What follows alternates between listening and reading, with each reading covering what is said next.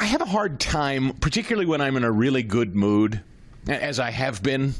Last week was just win after win after win. President Trump and his team on offense, offense, offense. Nothing felt wrong with last week. Yes, we were watching chaos in Los Angeles, but the thing is I don't pay attention to that.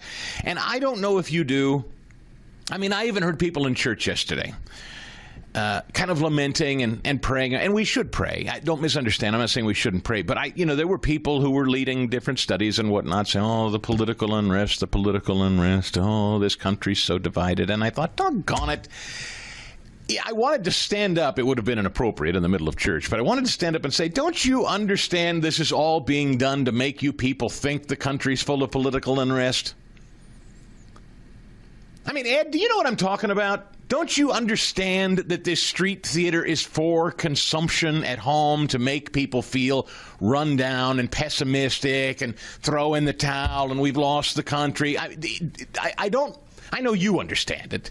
I think most of this audience understands it, but unfortunately my audience has not grown to the size I need it to yet to make everybody in the country understand it. You know what I mean?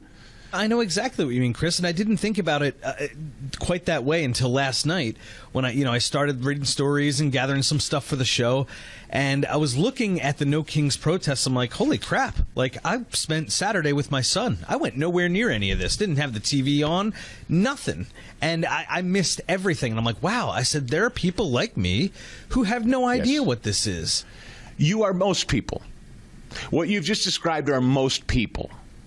Okay, and so when you turn on the evening news or whatever, however you get your news, or maybe you flip on your phone briefly before you go to church or whatever, and you see this and you go, oh man, boy, it's crazy out there. And so you go to church and you say, boy, let's pray for the country because we're so divided. No, we're not.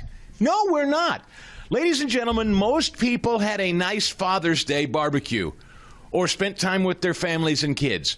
Most people went to a lake or down the shore, or to a movie, or to church, or mowed their lawn and did lawn work. Most people maybe peeked at this stupid thing in their pocket for a second or two, maybe. Most people were not part of these giant protests, which are AstroTurf bought and paid for. And I look, again, I don't want to lose myself here. Prayers are always a good thing. Prayers are always warranted. We should always pray for the country. We should always pray for our leaders. We should always pray for unrest. And, I do. Here's a headline today. Masked protesters surround Seattle ICE office with agents and detained illegals inside, carrying shields and waiting outside while ICE agents and a number of detained illegals are inside. Short time later, federal and local police deploy tear gas, crowd control munitions on Antifa, anti-ICE rioters outside. Look, yes, there are lunatics who mean our ICE agents and our law enforcement harm, and we do pray for their protection. But this is the exception. It is not the rule in this country. People want peace, order, and law. A celebration of strength and leadership. That's what most of us want, and that's what most of us are getting, by the way. For full shows, live and on demand, it's Salem News Channel.